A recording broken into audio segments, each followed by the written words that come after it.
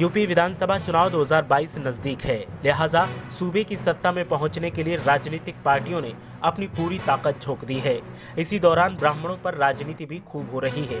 एक तरफ जहां बहुजन समाज पार्टी ने अयोध्या में शुक्रवार को प्रबुद्ध वर्ग संवाद सुरक्षा सम्मान विचार गोष्ठी का आयोजन कर ब्राह्मण सम्मेलनों के पहले चरण की शुरुआत की, तो वहीं सपा राज्य में भगवान परशुराम की सबसे ऊंची प्रतिमा लगाने का वादा कर रही है, जबकि कांग्रेस में किसी ब्राह्मण चेहरे को मुख्यमंत्री पद का उम्मीदवार घोषित करने की मांग उठ रही है।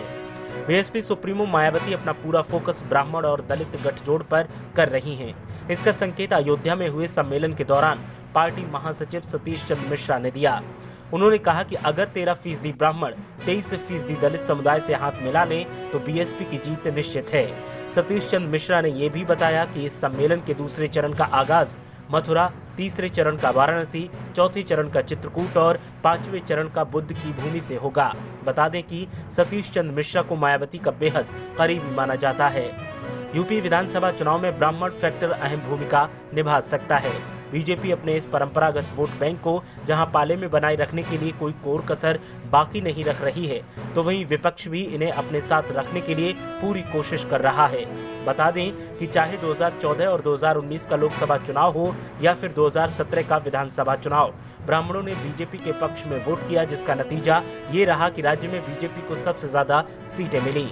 इतनी सीटें राम मंदिर आंदोलन के दौरान भी पार्टी को नहीं मिली थीं। बीएसपी की बात करें तो साल 2007 के विधानसभा चुनाव में दलित और ब्राह्मण गठजोड़ के सहारे पार्टी की सूबे में बहुमत वाली सरकार बनी थी और मायावती मुख्यमंत्री बनी थी।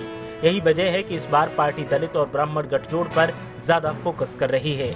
समाजवादी पार्टी भी बीएसपी की तरह ब्राह्मण सम्मेलन का आयोजन करेगी। इसका आगाज 23 अगस्त को पूर्वांचल के बलिया जिले से होगा।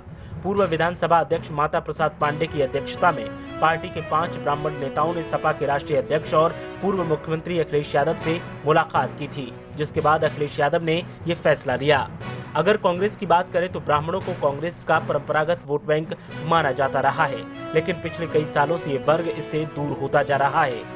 पार्टी की पकड़ इस वर्ग पर कमजोर होती जा रही है। समय की नजाकत को देखते हुए अब कांग्रेस भी प्रमोद तिवारी, राजेश त्रिपाठी, आराधना मिश्रा, मोना और आचार्य प्रमोद कृष्ण जैसे ब्राह्मण चेहरों को आगे रखकर अपने पुराने रिश्ते की याद दिला रही है। वहीं रणनीतिकार प्रशांत किशोर का मानना है कि अगर पार्टी प्रियंका गांधी के चेहरे को आगे कर विधानसभा चुनाव लड़े तो पार्टी को ब्राह्मणों के साथ साथ पिछड़ों, दलितों और मुस्लिमों का अच्छा वोट मिलेगा। प्रियंका ही ब्राह्मणों को कांग्रेस की तरफ फिर से ला सकती हैं। माना जा रहा है कि बीजेपी इस बार विधानसभा चुनाव में युवाओं को तरजीह दे सकती है। पार्टी युवाओं पर अधिक भरोसा दिखाने के मूड में है। कहा तो यहाँ तक जा रहा है कि बीजेपी नॉन परफॉर्मिंग विधायकों का टिकट काट सकती है। वहीं बीएसपी और सपा के ब्राह्मणों पर राजनीति करने को लेकर बीजेपी का कहना है कि ये दोनों पार्टियां जातिवादी राजनीति पर उतर आई हैं। यूपी में अब जाति जमात की राजनीति नहीं चलेगी। ब्राह्मण प्रबुद्ध वर्ग है, वो राज्य के विकास और उसके भविष्य पर वोट देगा।